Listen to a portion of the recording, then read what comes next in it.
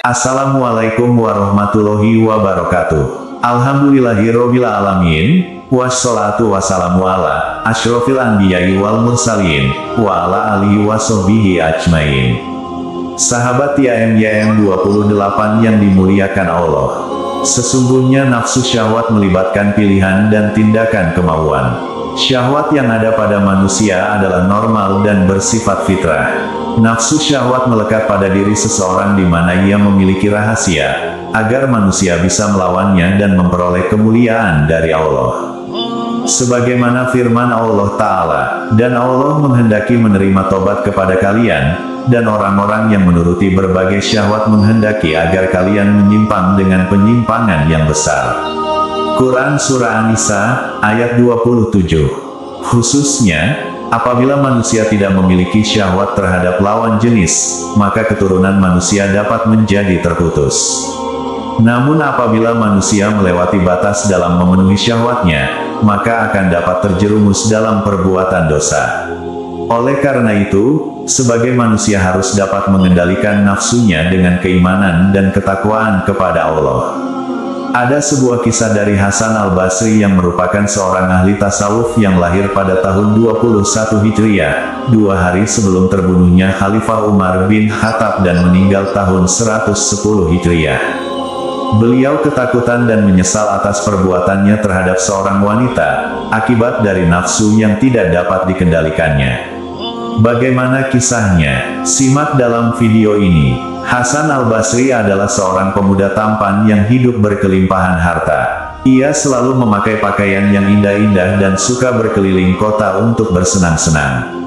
Pada suatu hari, beliau melihat seorang wanita yang sangat cantik dan tubuh sangat memikat dan menarik bagi orang yang memandangnya.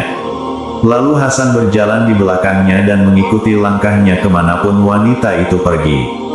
Tiba-tiba wanita itu berpaling kepada Hasan dan berkata, "Tidakkah engkau malu?" Hasan pun menjawab, "Memangnya aku harus malu kepada siapa?" Wanita itu pun menjawab, "Malu kepada Zat yang Maha mengetahui apa yang ada di balik pandangan matamu, dan apa yang tersimpan di dalam dadamu." Lalu Hasan merasa tertegun dengan perkataan wanita itu, sehingga menghujam jauh ke dalam relung hatinya yang paling dalam. Sempat terjadi pergolakan dalam hatinya, namun kecantikan dan pesona wanita itu seolah merenggut ke dalam sukmanya, apalagi ditambah dua bola matanya yang jeli memikat. Hasan benar-benar jatuh hati dan bergelora, sehingga tidak mampu rasanya untuk berpaling, karena itu ia terus mengikutinya. Ketika tiba di depan rumahnya, lagi-lagi wanita itu berpaling dan berkata, "Mengapa engkau mengikuti aku hingga ke sini?" Hasan pun menjawab, "Aku terfitnah, tergoda, dengan keindahan dua bola matamu."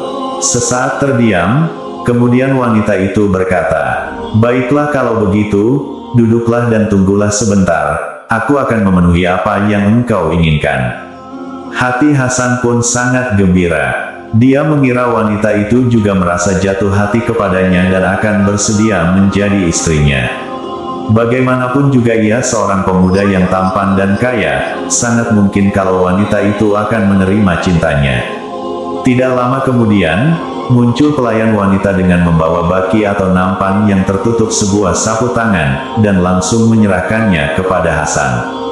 Lantas dia membuka sapu tangan itu, dan seketika wajahnya menjadi pucat memutih.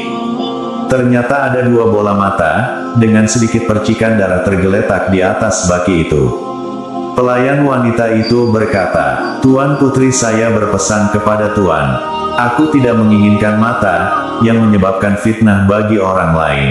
Sontak tubuh Hasan bergetar hebat penuh ketakutan, dan lantas dia segera berlari pulang. Tubuhnya lunglai seolah tidak memiliki tulang belulang. Sambil memegang jenggotnya, dia berkata kepada dirinya sendiri, "Oh, alangkah hina-dinanya dirimu, percuma saja engkau berjenggot, tetapi engkau jauh lebih hina daripada wanita itu." Hasan hanya menangis penuh penyesalan dan bertaubat kepada Allah sepanjang malam itu. Kemudian pada pagi harinya, dia mendatangi rumah wanita itu untuk memohon maaf dan meminta kehalalan dari dirinya, atas kesalahan yang dilakukannya kepada wanita itu. Tetapi ternyata rumah wanita itu dalam keadaan tertutup, dan terdengar tangisan dari dalamnya. Salah seorang tetangganya memberitahukan kalau wanita pemilik rumah itu telah meninggal. Sontak Hasan makin tenggelam dalam kesedihan dan penyesalan. 3 hari lamanya ia tidak keluar rumah, waktunya hanya berisi tangisan penyesalan atas apa yang telah dilakukannya, dan memohon taubat kepada Allah. Pada hari ketiga, dia bermimpi melihat wanita itu sedang duduk di surga. Lalu Hasan menghampirinya dan berkata, "Berilah aku maaf dan kehalalan atas apa yang telah aku lakukan." Lalu wanita itu berkata, "Aku telah memaafkan dan menghalalkanmu, karena aku telah memperoleh kebaikan yang banyak dari Allah, dengan sebab dirimu."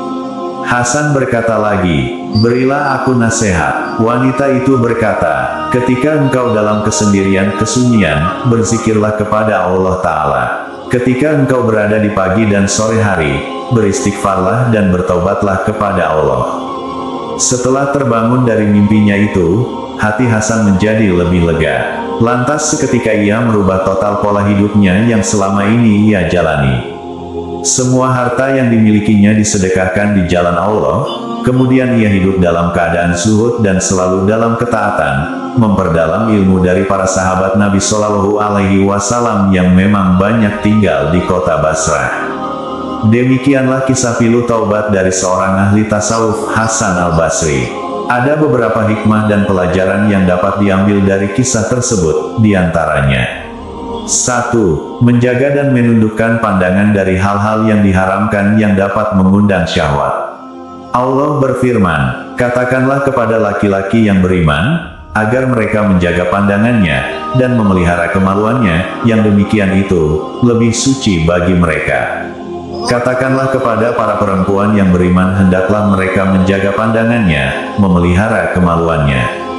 Quran Surah An-Nur ayat 30-31. 2. Ketika berdosa terhadap manusia, maka harus meminta maaf dan kehalalan atas kesalahan yang pernah dilakukan kepadanya. Apabila tidak, maka akan diperhitungkan dalam hisab di akhirat kelak. 3. Hendaknya selalu berzikir, bertasbih, dan beristighfar kepada Allah.